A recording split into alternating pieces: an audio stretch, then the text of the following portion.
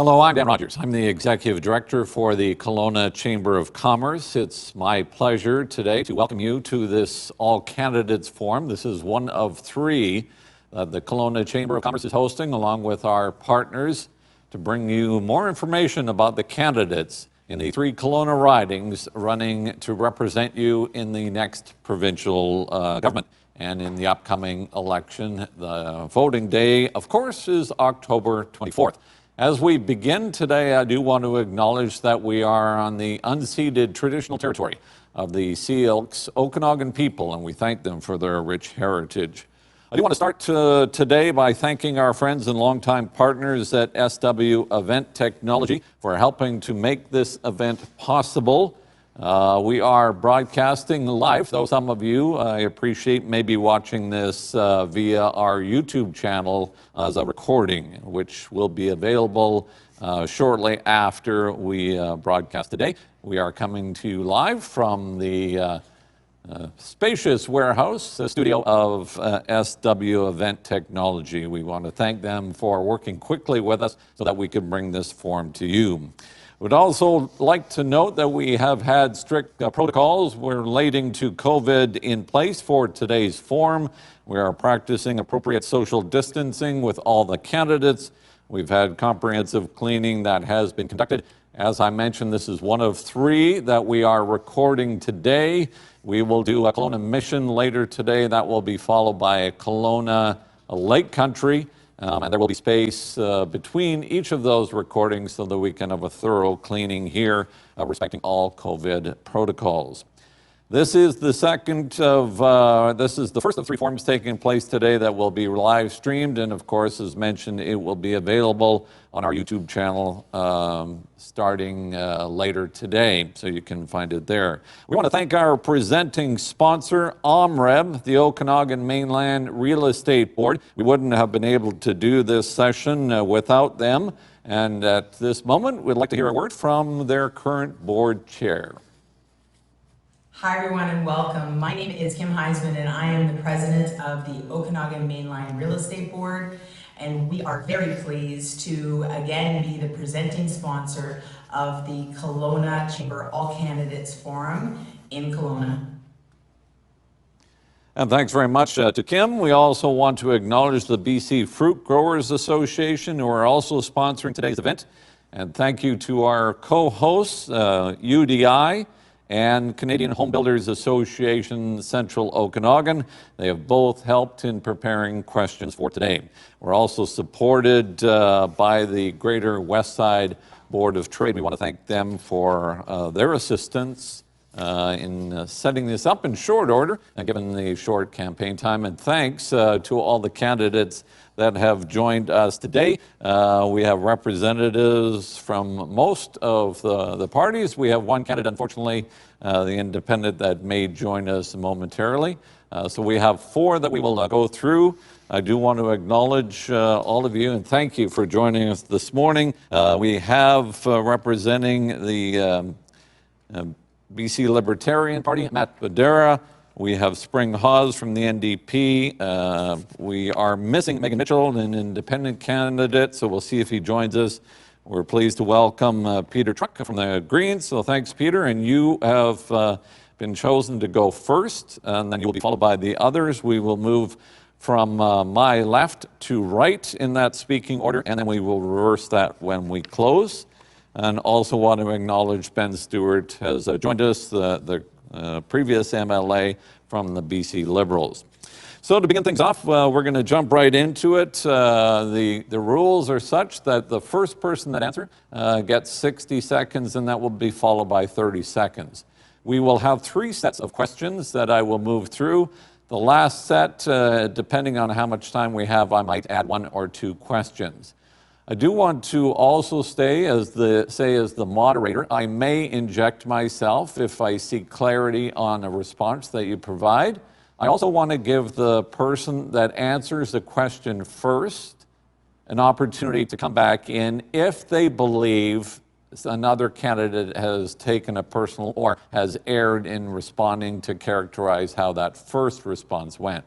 So if you would wish to come back in afterwards, all you have to do is raise your hand. I'll give you about 10, 15 seconds just to provide points of clarity. Part of the reason we're doing this is to ensure that those that are watching have a good sense of who you are, what you stand for, and what you bring to the table as we work towards the provincial election. So with that said, we're going to start this off. We will have an opening and a closing and an opportunity to bring kind of greetings to those that are gathered here today for introductory comments. And Peter, we're going to start with you for 60 seconds. Thank you. And as you acknowledged already, we are on Silk territory, and I want to thank them for hosting us here today. My name is Peter Truch. I am the Green Party candidate for Kelowna-West. I was inspired to get into politics by my two children, aged 10 and 5. I want to see a brighter future for them. And it is important to me that our society overall sees a brighter future for all of our children and their grandchildren, and going forward, many generations to come. It's important that we value people, the planet, and business as the three main pillars in order to go forward. I want to thank all of my colleagues for being here today, and I hope that we will see some great ideas come forward that everybody can consider ahead of Election Day. Thanks, Peter. Thank you. We'll move to Spring. Hi, thank you also. And again, I would also like to acknowledge that we're on the traditional territory of the Silks peoples, unceded territory of the Silks peoples. I am Spring Hawes. I'm running for the BC NDP in Kelowna-West, of course. I am running because I believe strongly that a government should represent and work for people. And that's why I've aligned myself with the BC NDP party.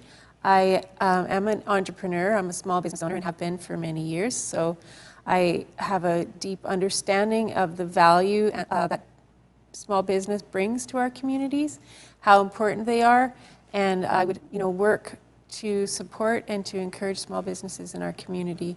That's a really important piece of our society. Thank you, and welcome. Good morning, Mr. Rogers, fellow candidates, those watching online. Thank you for having me this morning. My name is Badura. I am a Polish immigrant. I was born in the early 80s in a state of martial law. I had moved to Canada with my parents as political refugees and have embraced democracy and this beautiful country. I'm quite appreciative of the opportunities that we have here in BC and all across the country. But I feel our government is moving more and more towards creating a dependence on social services, more towards authoritarian type policies and measures. As such, I'm running as a Libertarian candidate to share our viewpoints of what we believe liberty is and what a healthy society can move towards. Thank you for having me. Thank you. Finally, Mr. Stewart. Thanks very much for having me here today, and thank you to the sponsors with the Chamber. We are gathered here today on Silks territory, and I just want to say that it's a privilege to be running again for the riding of Kelowna-West, which I have had the opportunity to represent in the past. I think that the main thing that has driven me to running in this particular election is, first of all, the challenges that most people have faced from the pandemic that we face. And I think that guidance and governance is really important in terms of how we move forward on this. I believe that I've been a strong contributor to this riding in the past, both in all of the factors that I think help drive business, but social services and things that are important to the community, and I look forward to getting that opportunity if re-elected. So we'll pick this up again. We've had the opening comments. Thanks to all of you for those opening comments, and we've solved some audio challenges. So we'll go to Mr. Stewart for the first question and response. He will be provided 60 seconds, and as mentioned, then there will be 30 seconds for a response from each of you in reverse order from where we began. So Mr. Stewart, in your opinion, is the province doing all it can to prevent the spread of COVID-19, and in its response, what would you or your party, if elected, do differently than what is occurring now? Thank you. I think that probably when it comes to the provincial health officer's direction to the province, I mean, she's seen as a leader around the world in terms of her response and the government's support to that. My colleague Norm Letnick, who is the health critic, has made certain that we've been informed and briefed by Dr. Henry. So we feel positive about that. On the economic recovery side, I think the government took too long to respond to the economic tragedy that I think a lot of the businesses are feeling. We've committed to underwrite with loan guarantees to tourism and hospitality, as well as making some critical decisions about putting COVID-19 and in its response. Okay, thanks very much. I think that what we're looking at is opportunities to help create businesses to being able to continue on, where they can create opportunities for people to be employed, or maybe opportunities for new jobs or employment that are presented because of the fact that we're proposing to put a one-year relief on provincial sales tax, as well as removing provincial sales tax or tax on small businesses. So that's part of what our plan is. Thank you, Mr. Stewart, and thanks again for all of you being gracious as we work through this unique circumstances, even with respect to our forum here. We have no audience today, so we would likely hear applause or our comments. So I know and appreciate this is slightly different, and we want to thank our crew here at SW Event Technology. They too are a business that has been significantly impacted by COVID. And while it's probably an overused phrase with respect to pivoting, they certainly have had to make adjustments from a Kelowna-based business. So we appreciate their assistance in working through all the technology challenges today. So as we go through this, now we get the responses. You'll have 30 seconds to respond on the issue of COVID. Matt? Thank you. Well, I think it's important to note that we've done well, or the government has done well to curb the spread of COVID. There's another larger impact that may not have been realized, and that's the state and mental health of a lot of our constituents and our British Columbians. Businesses that have failed, that are driving people to drink, get into addiction, and cause larger repercussions than we were originally planning for. As such, a Libertarian Party would end the state of emergency to stop the spread of fear and work towards a healthy recovery. Thank you. Ms. Hawes. Thank you. I think the numbers speak for themselves as far as how our government has done managing the spread of COVID. Some of the best numbers in the country. And actually, our economy has recovered quite well considering the impact that COVID originally had.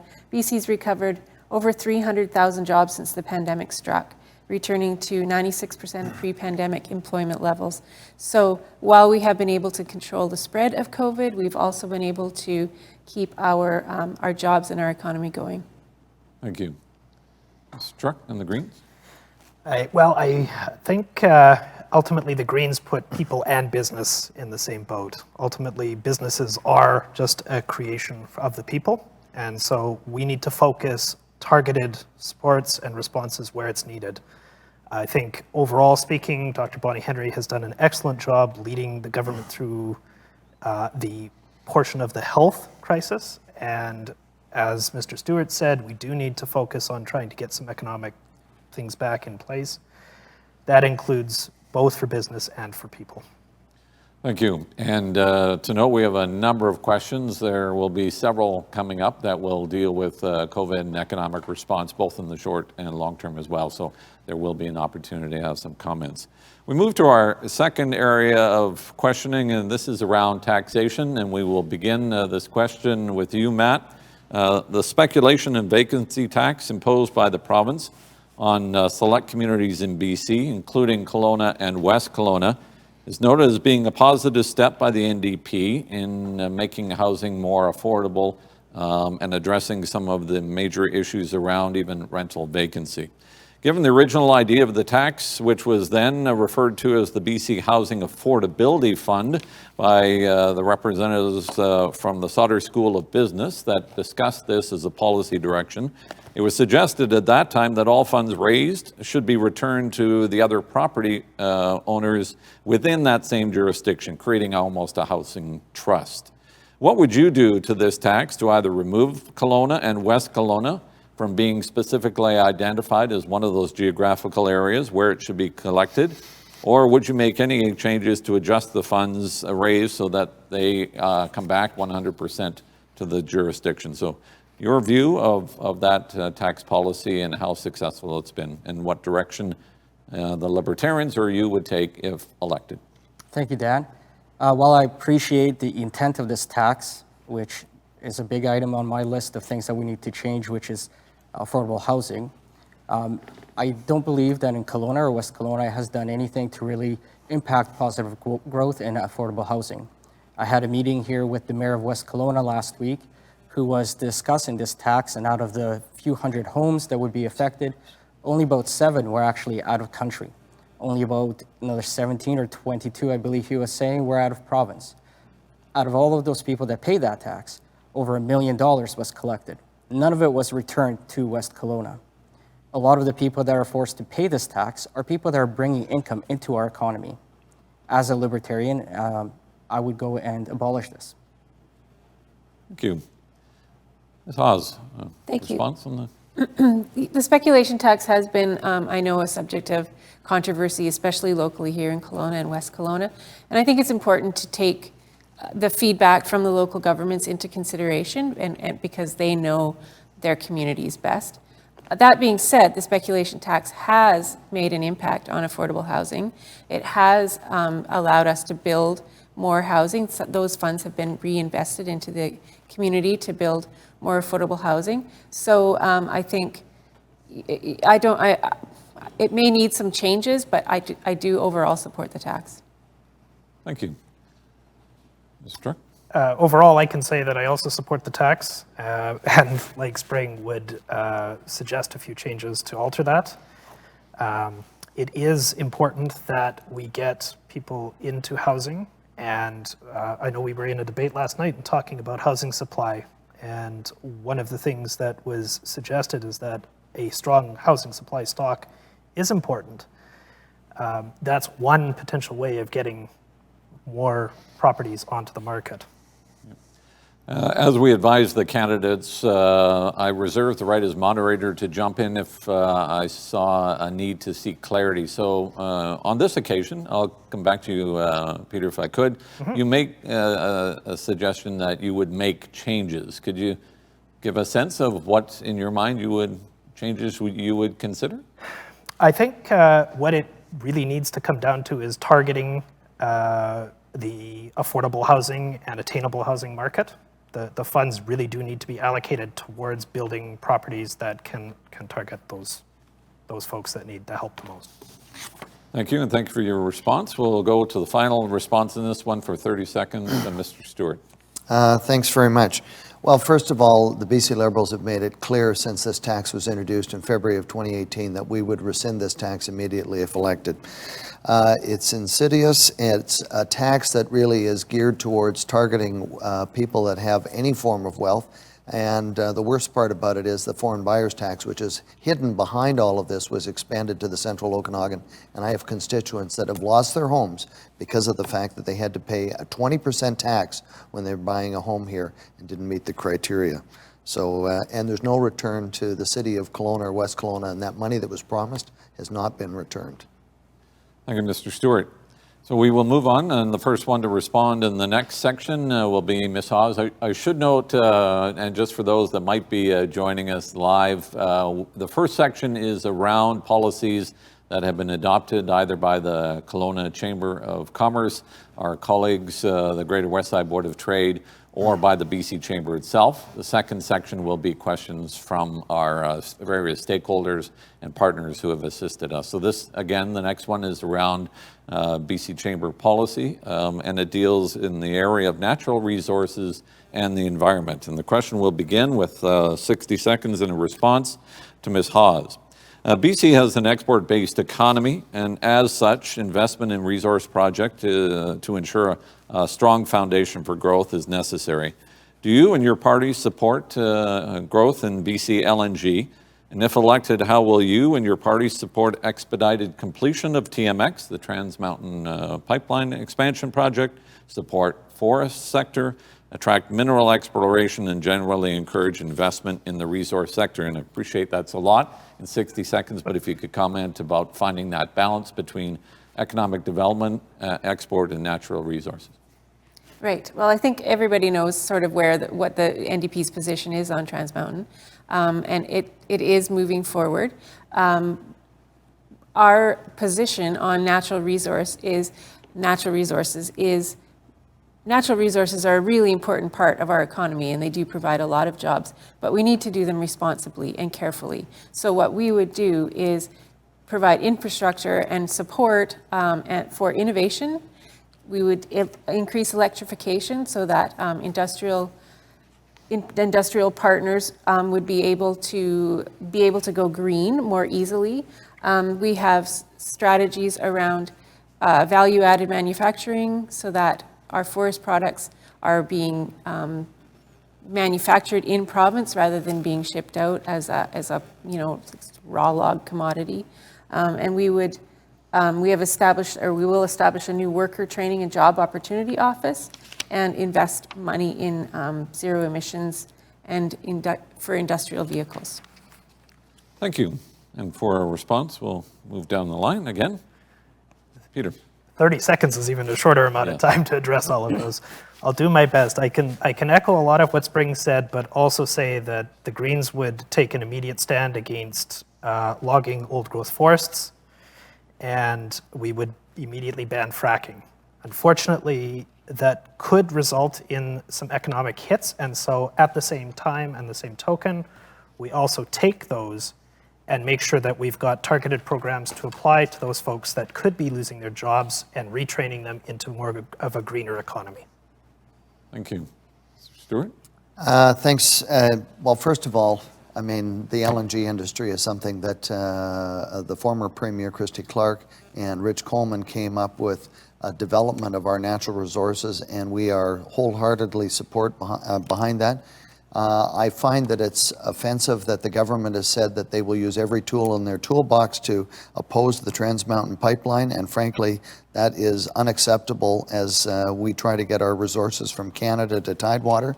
And forestry, we're sitting here outside of Toko, which closed a year and a half ago, one of 45 mill closures or shutdowns across the province. Thank you, and appreciate you watching the countdown clock. I want to thank our team here from the chamber that's also assisting us with the timer. We have a timer in studio here, so the candidates are watching it very closely. I will give you a note. We'll make a small adjustment in the next round of questions. We will give you the first person 60 seconds to respond, and we will give each candidate another 60 seconds. One of the reasons we'll make this adjustment on the fly to give you a little bit longer to respond to those issues that we raised. And I'm also conscious we expected a fifth candidate here, so we are picking up a little bit of time because Mr. Mitchell is not with us. So we'll make that adjustment in our next section, which we are moving to now. And these are questions from our partners I did not get my and turn. stakeholders. And of course, Matt, you identified. Sure. And the moderator can make mistakes along the way. So thanks for jumping in. So we'll go back to the final 30 seconds. Matt, is to you around finding that balance in resource extraction, building our economy, and protecting natural resources. Well, as I believe that the resources are the property of all the people that live here. At the same time, the extraction of those resources for our economy is crucial. We would be for the Trans Mountain Pipeline. It would be for increasing extraction and manufacturing inside of BC, as long as it's regulated to some safe levels. Thank you. Thanks, Matt, and thanks for jumping in. And feel free, if the moderator makes an error along the way, or if you feel, don't hesitate to put up your hand or jump in. So thanks again for that. We'll move on to, as I mentioned, our second set of questions, and these are from our various stakeholders and partners who have assisted us in putting this forum together. And the first question is, I have a couple in the area of agriculture. The first question, and we will now return to Peter for a response to begin. We will provide you with 60 seconds, and just to not only give the others a heads up, but our timer as well. We're making an adjustment on the fly. We will give everyone else 60 seconds to respond to these 4 questions within this sector, and these are from our stakeholders. The question from the BC fruit growers, there is a disconnect between groups who have ideas on improving immigrant worker situations. As an example, there's discussion around providing immediate permanent residency upon entry. And then there's the practical on-the-ground experience of those in the agricultural sector, the growers that know and understand that some of the workers, the temporary foreign workers that come to Canada, do not wish to immigrate. In fact, they are willing to do the work here and take those foreign earnings back to their home and improve the lives of their family in their home country. What would you do to resolve these different points of view and address this issue around labor, particularly in the agricultural sector and temporary foreign workers? Interesting question. I think that you're actually touching on a lot of the federal jurisdiction and immigration policy, which of course in provincial politics, at best we have a voice at the table to advocate to the federal government. My belief on this is that what we really need to do is focus on making sure that we give choice. So if there are folks that want to come in and work, and that is, and I've heard time and time again from the agriculture industry that the temporary foreign worker program is important to running their businesses. If they want to come in and work and then go back to their home countries, I think that's fantastic. I think we should accommodate that. At the same token, I think that we should also accommodate those folks that are coming in and do wish to actually immigrate and be here full-time as Canadian residents and ultimately citizens. Thank you. And we'll move down the line to Mr. Stewart on this issue. Well, you know, this is a community that started over 120 years ago as an agricultural community as well as forestry. And people immigrated, such as my grandfather here over 100 years ago, to help work in the orchards. And it's important that we do have labor. One of the things that we have found is that there has been less of the labor in the last number of years. And of course, that has turned agriculture to depending on a program that was used extensively in Eastern Canada and now has become more of a mainstream program. I think that we should welcome these people, otherwise agriculture will not survive here, and we need to make certain that we welcome the opportunities to put on-site accommodation for these people. It's far different than what we used to have as what we called pickers' cabins and things like that. Today we have much more what I would say responsible, respectful accommodation for them. So there's more to be done in this. Thank you. While I sympathize with the struggles of the BC and other fruit grower associations, I'm not 100% familiar in this area. I can't really speak to it too much in depth. I was trying to learn about it over the last couple of days, couple of weeks here, not a lot of time. I do believe that government regulations usually prohibit businesses from making the right decisions that they need to survive and to thrive and grow. If they need to bring in labor, have at it, bring in labor. One thing with immigration, though, is permanent resident status right off the get-go. As a former immigrant, we had to work for that. Other people should too. Thank you. And Ms. Hawes, we'll give you 60 seconds as well on this issue. Thank you.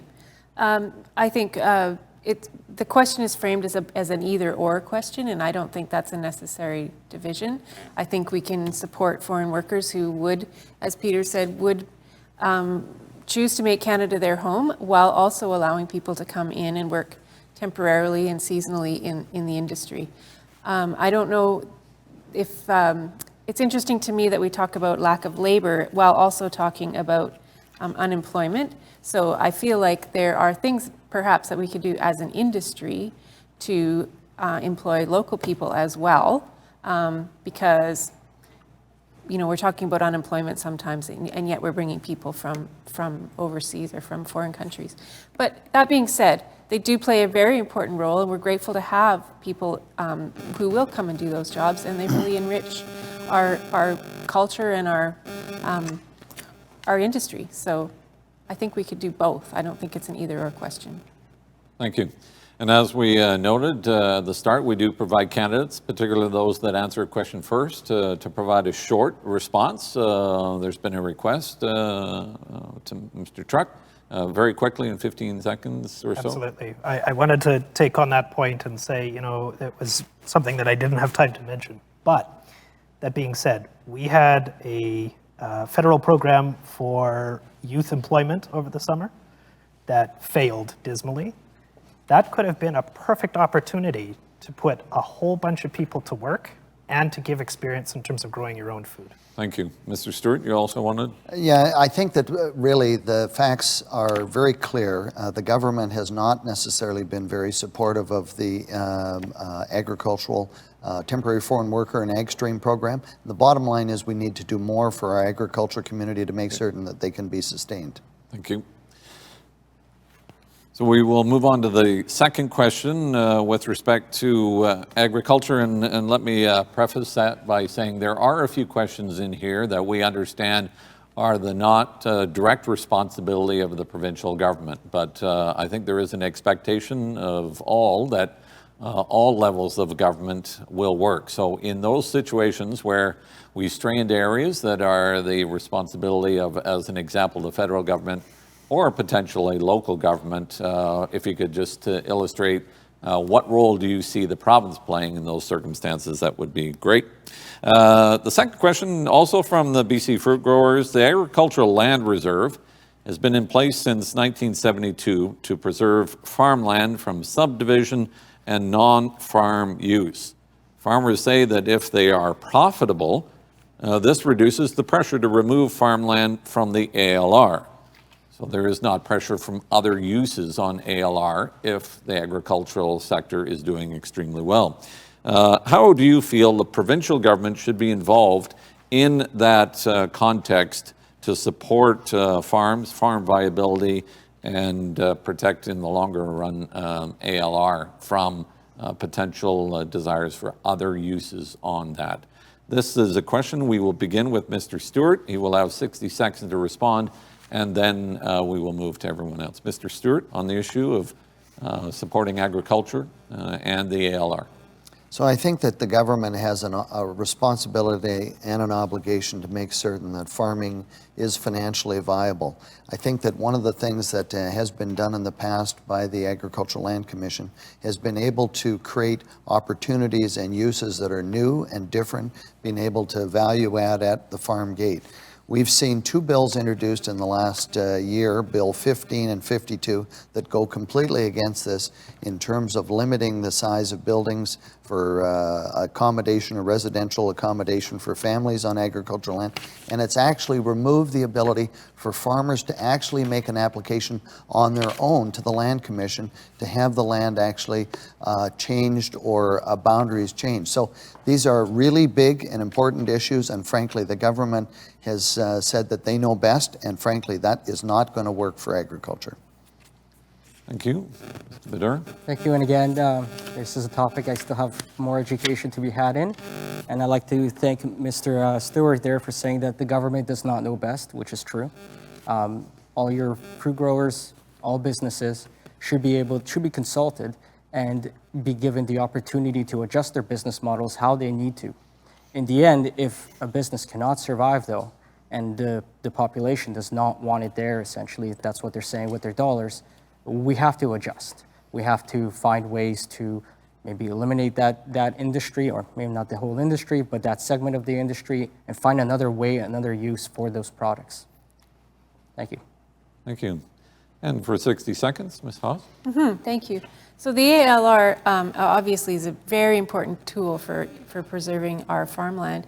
And when you think about what we have in the Okanagan with a wine, as a wine destination region, the ALR has made that possible. And so if we lost the ALR, we would be ending up building houses on agricultural land, which is a loss, of course, to our economy, to our farmers, and to our agriculture. So some of the ways that the government can support farmers is we've reestablished the Grow BC and the Eat BC programs, which were actually abolished by the BC Liberals. They're very popular programs that support local food production and people buying local food. And that's just one small way. We can invest in technology for farmers, and we can make sure that people are getting the proper price for the products that they grow. Thank you. Mr. Truch? Dan, could I ask you to repeat the question, please? Because I'm not quite sure that we're on the same vein as the original intent. Yeah, no, not a problem, and very helpful. At any time, if you want a question repeated, I'd be pleased to do this. This is from the fruit growers.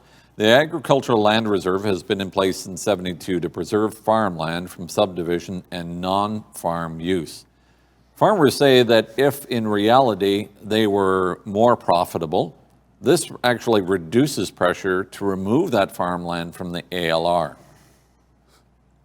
How do you feel the provincial government should be involved in that context to support ultimately farm viability?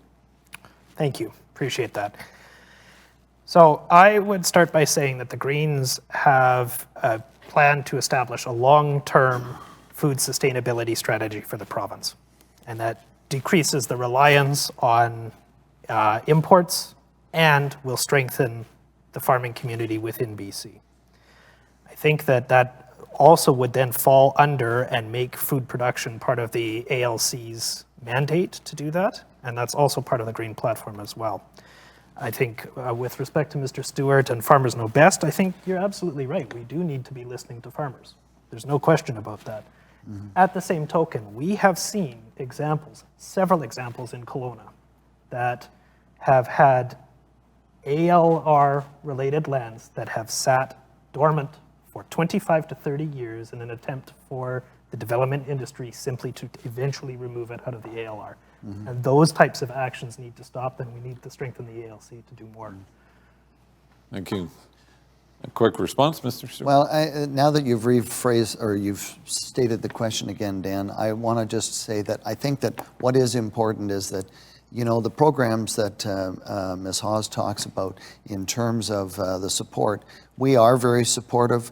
We supported agri-food exports around the world. That's really, like, if you look at Jealous Fruits out in Winfield, you look at the opportunity that they're creating for employment and stuff like that, and that's because of our trade actions, et cetera.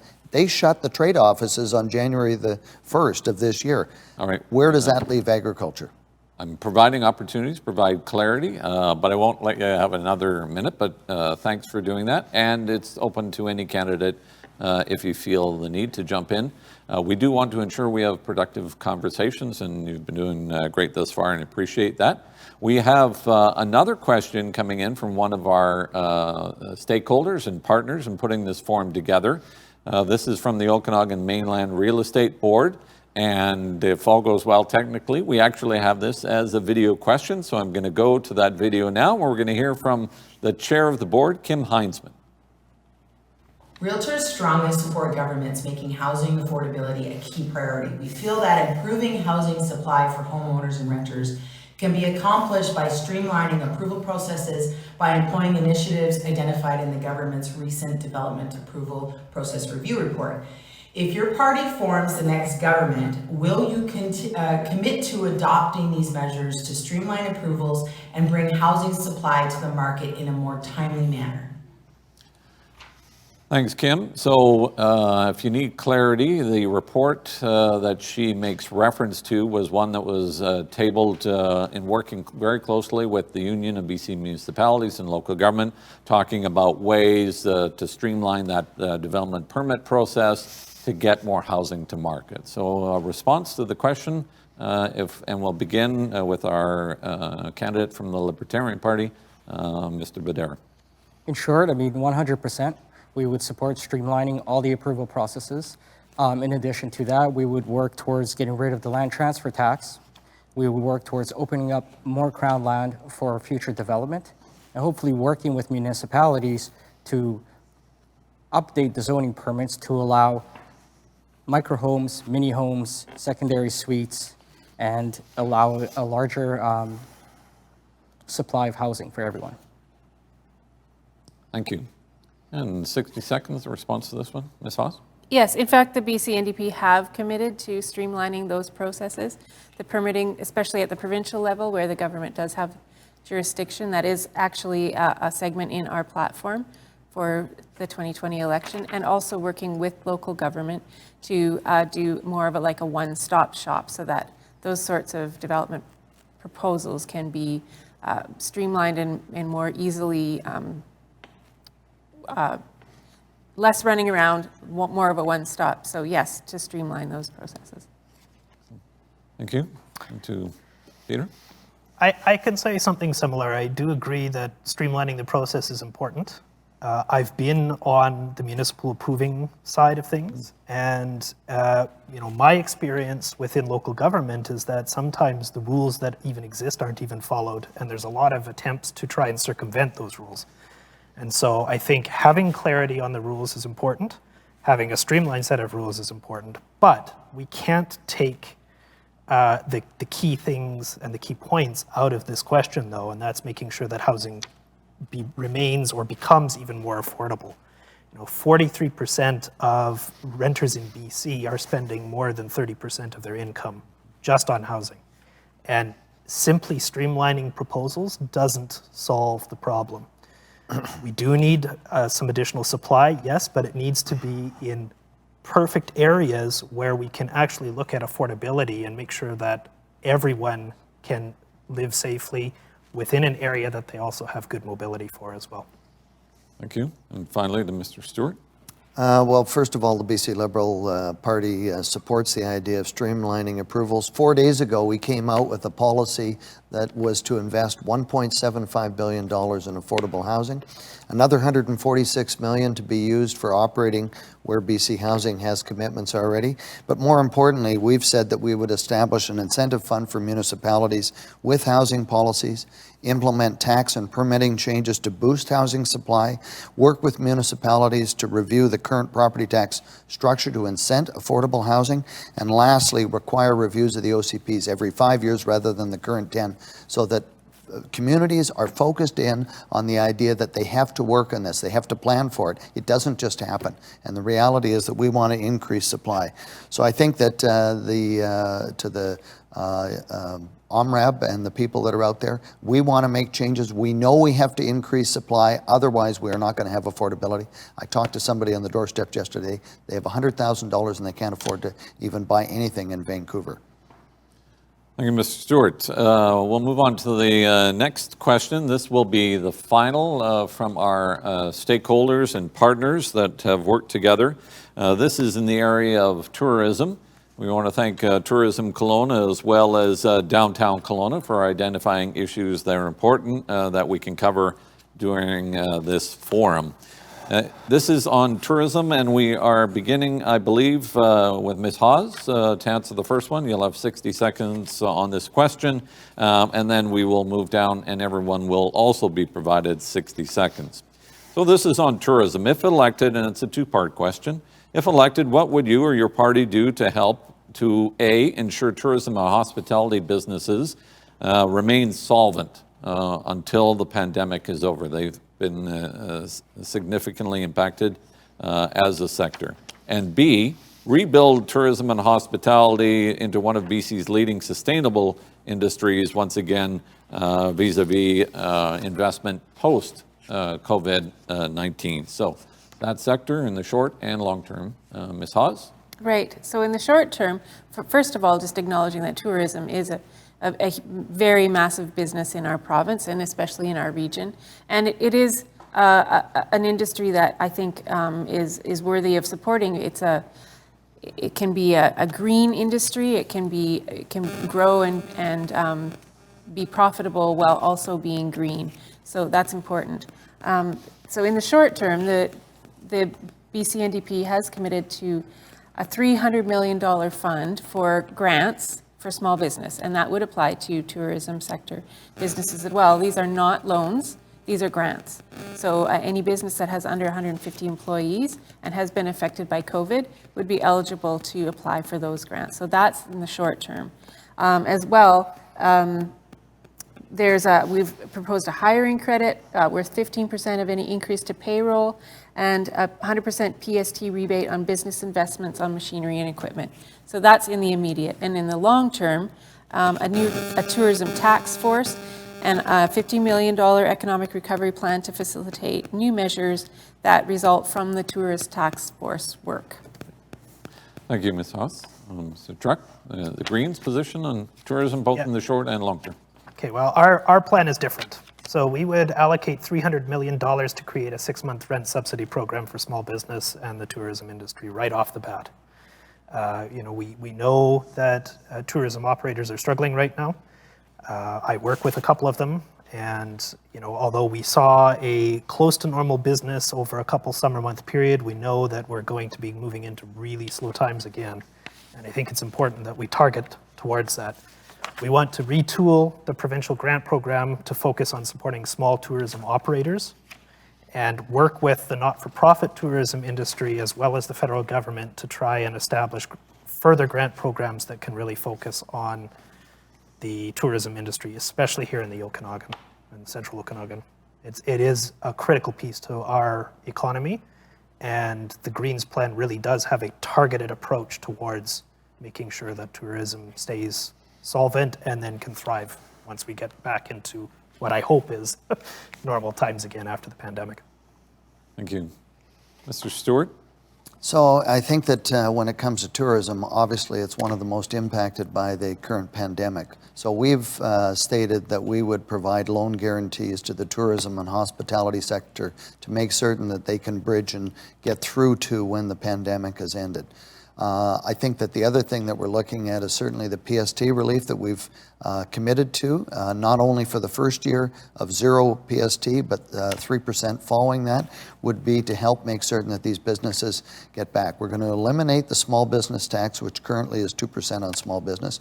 We're going to do a review of looking at split assessments, where in a lot of cases the land values are far higher than what the use is, and the idea that the highest and best use might work well for BC assessment, but it doesn't work well for small businesses that are in there. We'd appoint a panel to look at red tape to make certain that we reduce that, and we'd reestablish the presence with BC or Tourism Destination BC in terms of our trade offices and promotion of British Columbia abroad to make certain that people want to come back here. Okay.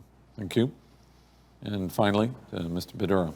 I agree that tourism is incredibly important for our economy here in BC. I used to come here on vacation, lots of people do. But it's also important to know that the people that know what is best for tourism to thrive is the people in that industry. Government shouldn't be making all the decisions for them. One big hindrance to that is our state of emergency. We would eliminate that so that people won't be so afraid to be coming here.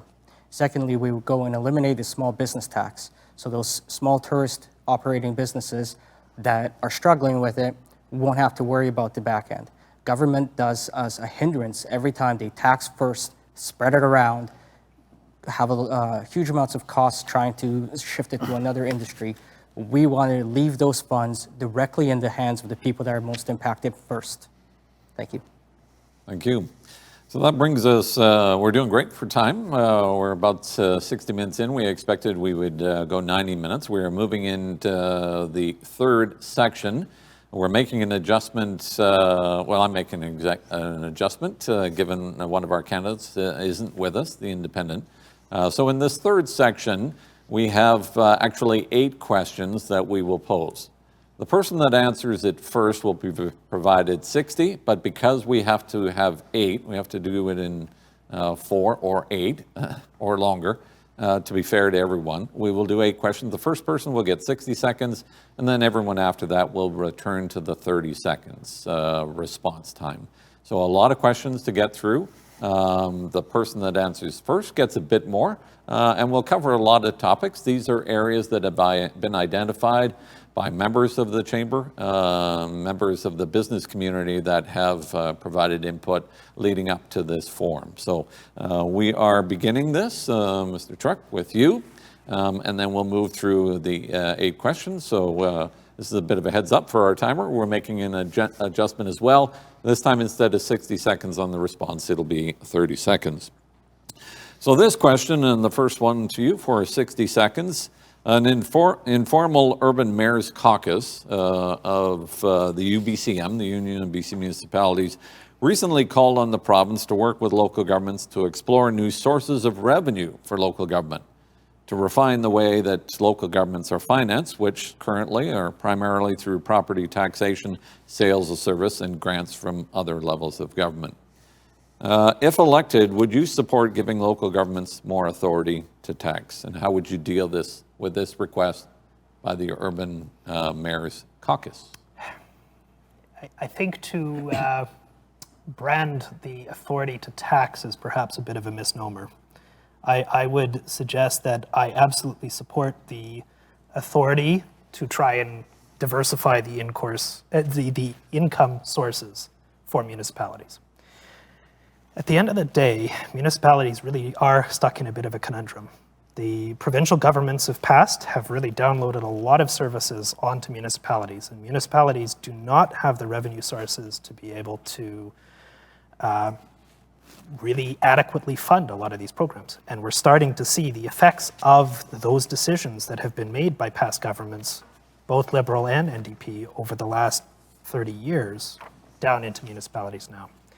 So to directly answer the question, absolutely, fully support the opportunity to diversify income sources.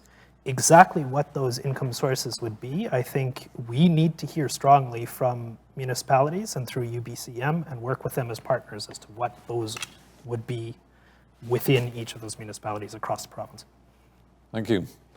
Mr. Stewart, on the issue of... Yes, thank you. So I think that no doubt communities such as Kelowna and West Kelowna are faced with incredible tax burden. So we've committed to an incentive fund for municipalities to help fund infrastructure, provided that we're moving in the direction where we increase affordability and supply. Secondly, we want to make certain that policing is increased so that our communities are safer.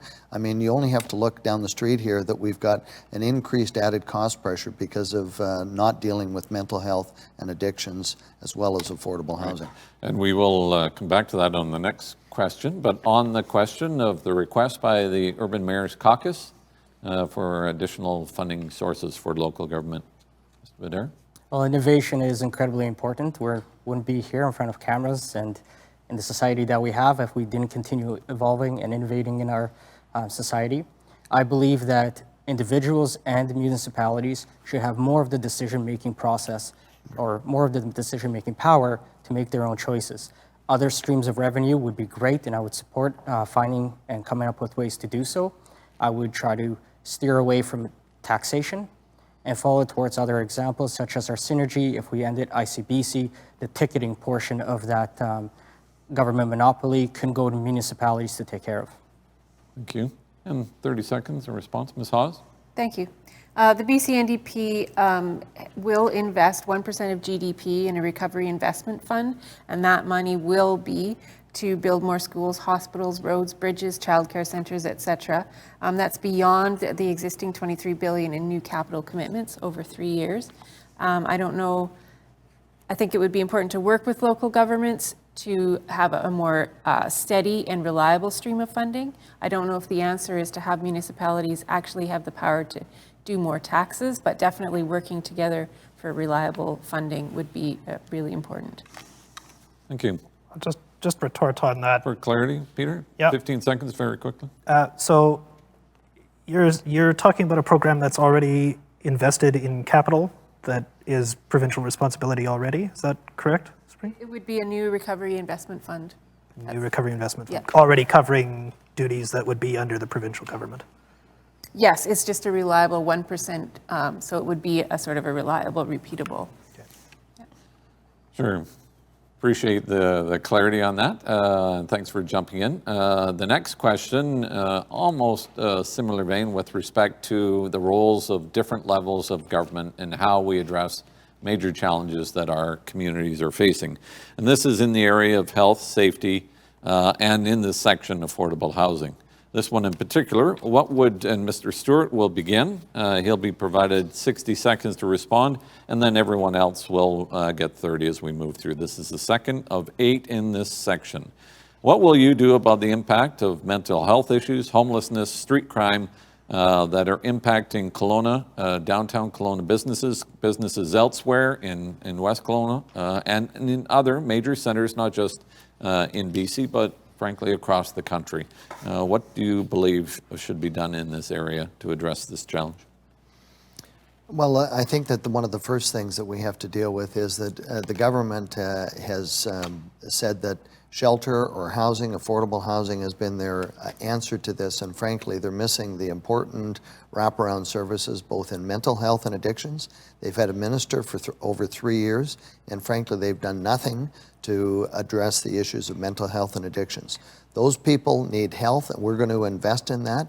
We've announced that we're going to spend money in terms of making certain that these people get appropriate service and with dignity, to make certain that they get off of that and we find them affordable housing. We've committed to $4.2 billion to invest in affordable housing over 3 years, and that money is to go in to appropriate, not shipping containers that are assembled on a temporary basis. We're not taking over motels. We're trying to create communities where people are integrated into their communities, and that's one of the things we're going to do. The other thing we're going to do is make certain that CAR 69 is implemented here, and that's where the RCMP have mental health workers that travel with them when they're doing a wellness check. Thank you. Mr. Badura, on the issue? I think it's important to recognize that a solution to homelessness, mental health problems, addictions, even violence, isn't a one person or one organization solution. It needs to come from everybody all the way down the line. A big component of this is we police and we punish, especially those that are on the streets that are using drugs, that may be in possession of drugs. I think more funds should be directed towards the initial causes of those reasons why they're there, supporting mental health, and helping people that way first. Great. Thank you. I appreciate 30 seconds is probably not the best time frame to deal with a very complex issue, but a response in this issue, Ms. Hawes. Thank you. I will point out that under the BC Liberals, homelessness shot up by 30%. There was not a lot of investment in housing for people who needed support. And we have built a lot of new housing. The BC NDP have built, I don't have the numbers, but substantial investment in housing in the last 3 years, and are committed to much more. We are also committed to $25 million for frontline mental health and social service workers, which will help police to focus on serious crime, and $100 million for local government for their responsibilities around policing and bylaw enforcement. Great. Thank you. And finally, Mr. Truch on this issue for 30 seconds. 30 seconds doesn't give me even an edge to try and say what this is. I guess I would encourage folks to really go online to bcgreens.ca and read our full platform. We're the only party that has a full comprehensive look at the numerous facets of this problem that we need to target. Mr. Stewart, I actually agree with you, believe it or not. Doesn't happen often, but I agree that we actually have to have a fulsome look at all of this to address this problem. Mm-hmm. And the governments up until this point have piecemealed it together. We really need to move forward comprehensively. Thank you. We'll move to the next question. And again, this is one of 8 we'll ask in this section, so we have a lot of ground to cover. And this one will begin with Mr. Badura and the Libertarian Party. And this is in the area of affordable housing. Affordable housing continues to be a top issue for most residents of Okanagan, and I would suspect many other communities in BC. BC Housing and local governments are investing millions of dollars in non-market housing. Is enough being done in your mind to address the need for market-based housing that is affordable for the average citizen who's either looking for a place that's affordable to rent or would like to consider home ownership? So in the area of affordable housing, not the non-market housing, but in the area of affordable or attainable housing for market housing for average British Columbians looking to invest, what do you believe, if elected, you would undertake to assist in this area? Well, I believe shelter is a primary and psychological need. Affordable housing goes a very long way to having stronger, healthier families. I think on the market side of things, we don't have enough land. We would need to open up more crown land. We have too many regulations. We need to streamline our processes. We would work with municipalities to allow adding tiny homes or micro homes into people's backyards, which are incredibly frowned upon, but I know tons of people who would have no problem living in one. So we would work everything that we can to, or work with the municipal governments to do everything we can to increase lower, cheaper housing. I mean, to build a tiny home costs $20,000. That's a person or two that can be living somewhere already like that. We need to look at our policies and what we consider housing and open it up to industry to be able to find creative ways to do so. Thank you. 30 seconds on response. Ms. Hawes, on affordable housing on the market side. Thank you. And actually, I agree with a lot of your ideas. I think we do need to think differently about what we consider appropriate housing and be creative and think outside the box, because things like tiny homes are something that is innovative and could be an answer to a lot of people's affordability problems. But we have invested, again, we have committed to working with local governments and forming partnerships with developers to build more affordable housing, to have housing be something that someone can actually attain. Thank you. Mr. Truch. Again, complex issue to solve in 30 seconds, but specifically targeted on market housing. I really think that most municipal governments need assistance from the province, and this is something that the Greens would support on what's called the missing middle. Okay, and that's townhouses, triplexes, quadruplexes, or fourplexes, things of the like. There is a really big missing gap in that housing stock. And to be able to work with government to zone and construct those types of housing units will ultimately benefit all. Great. Thank you. And Mr. Stewart? Well, you know, the current government promised in the last election a $400 renter grant. Nobody's seen that. They promised to build 114,000 units of new affordable housing. To date, they've built 2,963 units. The NDP says that our record, which we built 2,800 units in 1 year in 2016, just in comparison to their 2,900 over 3 years. The bottom line is we invested $4.9 billion in affordable housing over our terms in government. Thank you. We'll move on to the next question. And I believe we are at Ms. Hawes to start this one. This is our fourth of 8 questions. If elected, what plans do you have, or your party, to advance economic reconciliation between Indigenous and non-Indigenous communities? Thank you. I think this is a really big question. So in the last 3 years, we have, as a provincial government, adopted the UN Declaration for the Rights of Indigenous People, and that is being incorporated and acknowledged in all of the decision-making and the policy-making processes. One of the things that I think is important and that the NDP is committed to is creating long-term partnerships and relationships rather than doing one-offs. Every time we do a project, we need to seek approval. Helping or empowering First Nations for self-determination and working with them as a sovereign or as an equal people, and acknowledging that we have the opportunity to learn and to be creative about the way we do things by respecting how First Nations make decisions. Thank you. Mr. Truch? I too applauded when UNDRIP was adopted unanimously by all 3 parties within the last government. And now I think it's time for action.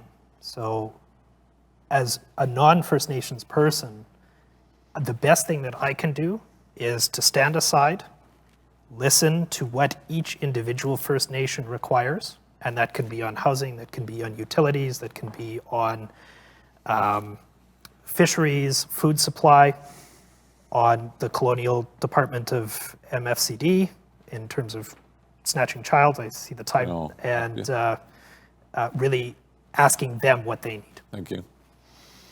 All right. Well- Response, Mr. Stewart? I think, first of all, in terms of getting to economic reconciliation, one of the things that we invested a lot in is making certain that when projects are going ahead, that there was agreement with First Nations on projects like TMX.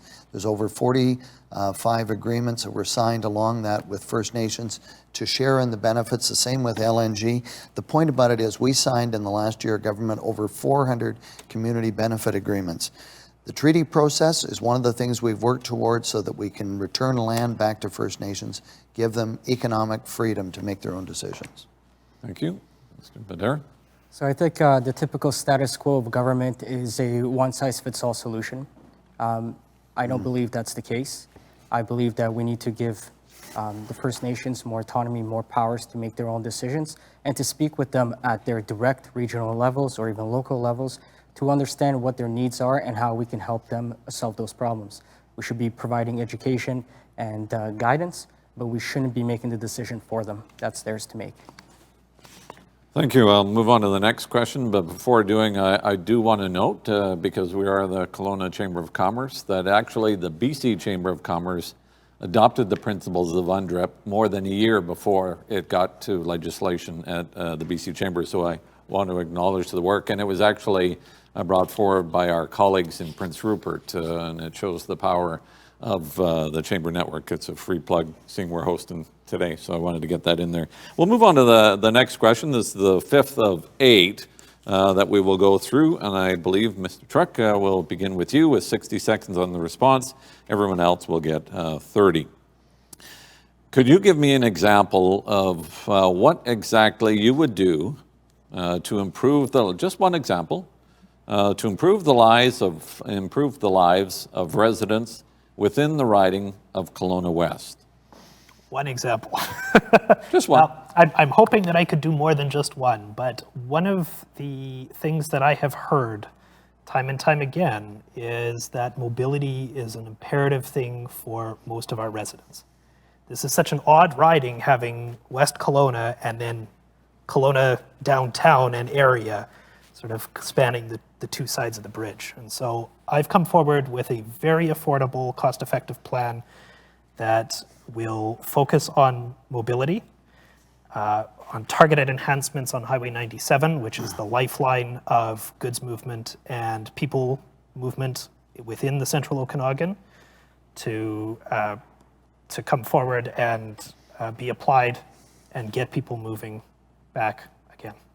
Great. Thank you.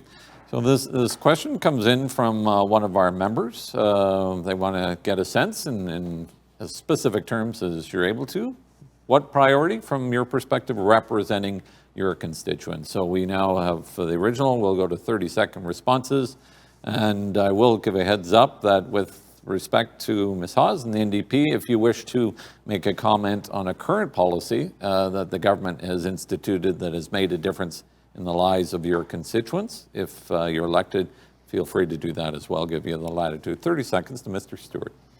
Well, I think that one of the things that I hear most often is resolving the issue around people that are wandering the streets that have mental health and addictions. And I think that investing in that, getting proper health care to these people, is probably the thing that would make the most significant impact, both for people visiting here as well as people that have businesses in both communities. Albeit there's many other priorities, I think that our plan to invest $1.75 billion in affordable housing along with supports will help put the government on track to resolving that issue. Badura? Thank you. I believe that we keep going back to the same topic, I guess, is affordable housing. Our youth can't even fathom purchasing a home. There used to be a time when you went to work, worked a fair job, you were able to buy a house, raise your family. We can't do that. Home ownership, affordable home ownership, is incredibly crucial to decreasing our dependence on social assistance and services and alleviating the pressures that are formed as the government for those that are at the very bottom of our society. Affordable housing is seriously my #1 topic. Thank you.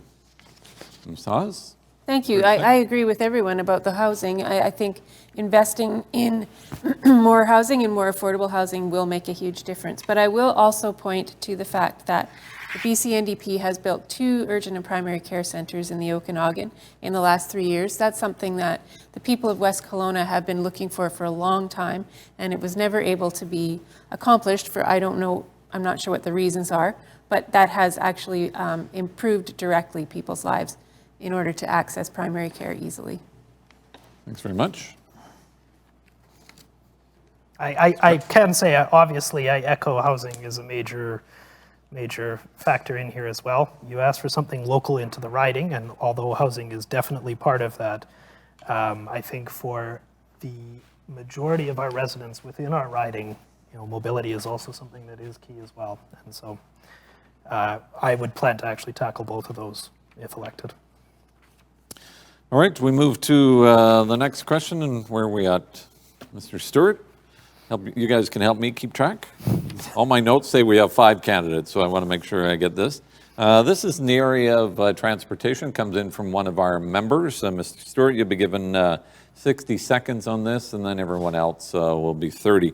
Transportation through West Kelowna, through the riding, Peachland, over the bridge into Kelowna, can be a nightmare for commercial transportation in particular. Commuters are also impacted, general road users, particularly because of the many controlled intersections on a major highway. What steps would you take to address some of the transportation issues that primarily are derived from the provincial highway that runs through your riding? Well, one of the things that was a real travesty was that former Premier Bill Bennett years ago had a right-of-way out with a second crossing across to McKinley Landing. That was forced by the courts to be given up. So we really are going to have to look at an alternative. The real issue in Kelowna is where's the land to do this, and that's going to be a big problem. And I think that that's why the community plans, there is a transportation plan that the city has been plugging into their OCP, and I think that one of the things that we do need to do is we do have to find a way to limit or eliminate those level crossing or controlled crossings, and that's a mammoth project. So I think that the government really needs to plan on a second crossing with an alternative route that connects the Coquihalla probably all the way to the Trans-Canada. Thank you. Mr. Badura? Again, this isn't an area that I'm an expert of, so I would definitely seek all parties that would be involved in this decision-making process to figure out what the best solution would be. What I can suggest, and this is very minor, but pushing towards doing a lot more remote work with offices so that we do reduce the congestion that is there. Thank you. Thank you. Mm-hmm. I agree with that last point. I think we have a huge opportunity to invest, to build better connectivity, so that people have the opportunity to work from home. That can reduce congestion, more active transportation planning so that people can get from point A to point B without a car. We know that building more roads just means more cars. So we have to actually direct our attention and our influence to reducing the number of cars on the road by better public transit, etc. Absolutely. And I'm the only one with a plan to actually do it of our 4 candidates here today. With respect to Mr. Stewart, interchanges are roughly $50 to $60 million each, possibly more. I mean, we're talking about mega bucks. The second bridge crossing is $2 billion. We don't need that kind of extensive solution here. We can simply focus on, and this is my bailiwick as a transportation planning engineer. I know what I'm talking about when it comes to this. It is a simplified solution, targeted locations, targeted improvements, and we can get mobility through the corridor going again. Actually, thanks for wrapping up, but I will have a follow-up on that. So the Greens' position on the investment into improving the Dease Island Tunnel or a bridge crossing of the Fraser River. Where would the Greens be, given that you don't, you've suggested on investment in transportation, just so that we're clear, there are plans for billions of dollars investment in infrastructure for transportation for the Lower Mainline. Do the Greens have a position on a bridge versus improving Dease Island Tunnel? No, That seems to be a subject of discussion, obviously in the Lower Mainline, Yeah. but it takes provincial tax dollars, just for clarity. so the Greens don't have a position on whether it should be a bridge or a tunnel. I think that's getting into an us versus them kind of debate. I think what we want to see is sustainable mobility going forward. And that includes investments into transit, into active transportation. And obviously the Massey Tunnel is reaching its lifespan from an infrastructure piece. So yes, that does need to be replaced, but I think we need to be listening to the experts on what that should be, not making political decisions based on that. Great. Thank you for that. We'll move to the next one, and we will start with our Libertarian candidate on this one. And it is a question that comes in from one of our members, and we've touched on the environment a little bit, although not extensively. We have a few questions in that area, but this one in particular, do you believe enough is being done to address the issue of protecting our lakes and waterways from invasive species, particularly an issue that's been identified as zebra and quagga mussels, an invasive species that has wreaked havoc across North America? What do you believe should be done? Is enough being done? And if elected, how would you address this issue? Well, funny you mentioned that. I was having that conversation with a friend of mine just the other day. He thinks that our forestries and conservation efforts are just not up to par. We don't have enough resources spent on that particular issue or on the issues, any other issue that's facing our environment. I believe that we should spend more funding towards mitigating that situation, but that funding should come from licenses and fees and from the people that are using the environment. There's no direct solution that we can do to intervene. Thank you. Thank you. Ms. Hawes, on this issue? Thank you. With regard to invasive species, I'm not closely familiar with that issue, but I have heard it being talked about. And I think we've been successful so far. You see a lot of the checkpoints on the roads for people checking boats and that sort of thing. So as far as I know, I think we're doing a fairly good job of doing that. And I guess, as much awareness as we can direct towards that would be, is really important because we want to keep our lakes and rivers clean for sure. Thank you. Mr. Truch, on the I'm issue? going to ask you to repeat the question. What is the exact focus of this question? Sure. I think the submitted question from one of our members with respect to the zebra and quagga mussels, and drawing attention to that important issue to ensure that enough government funding is in place to ensure this invasive species does not enter our environment, damaging our tourism economy. Okay.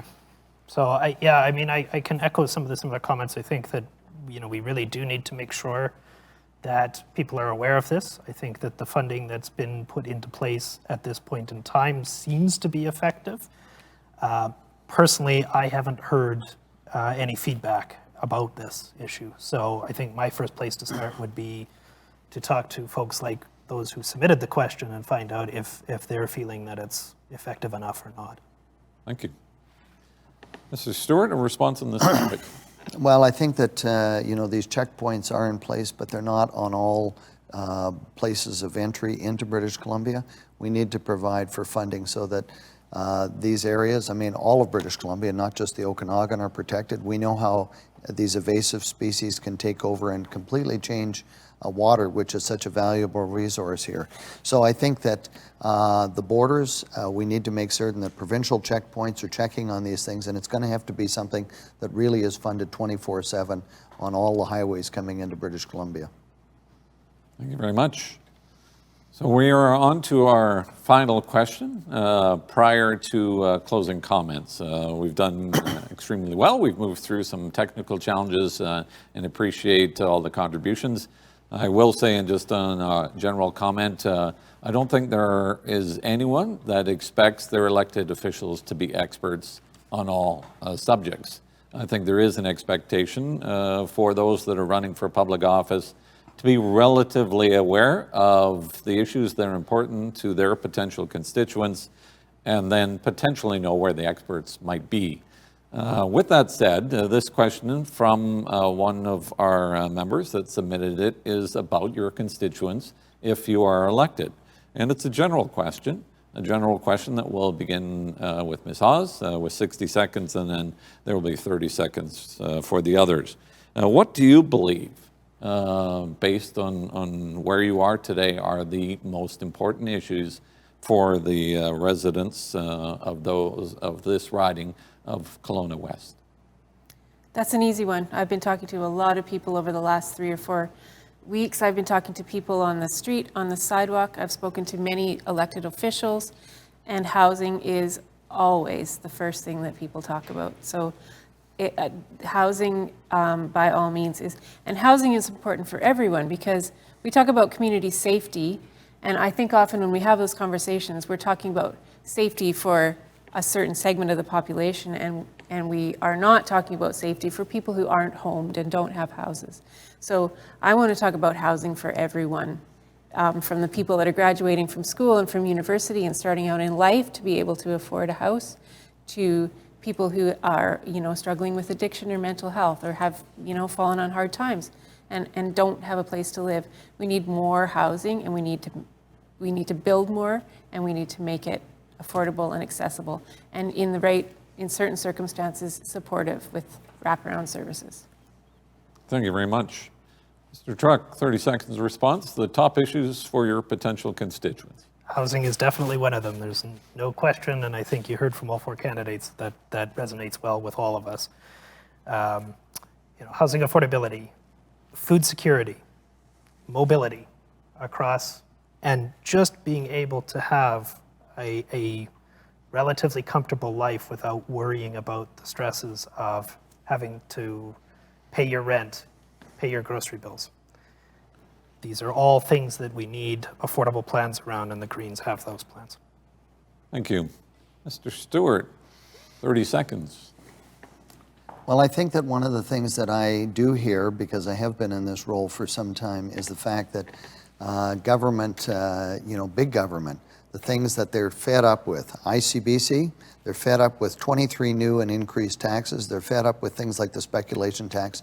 They're frankly, they want to get back to having a simpler, more certain life that makes certain that they can raise their families in a manner where they can afford housing and they're not taxed to death, is what I would say that they're at the breaking point on. Thank you. Badura. And I think this topic just keeps being circulated over and over again. And I thank you, Mr. Stewart, there, because we agree the exact same way. Taxation and home affordability go hand in hand. When you're taxing people first, taking away their ability to be able to save up for a home, you hurt them. You hurt our families. And we should be moving towards a place where government is actually helping people and giving them more liberty of choice. Thank you.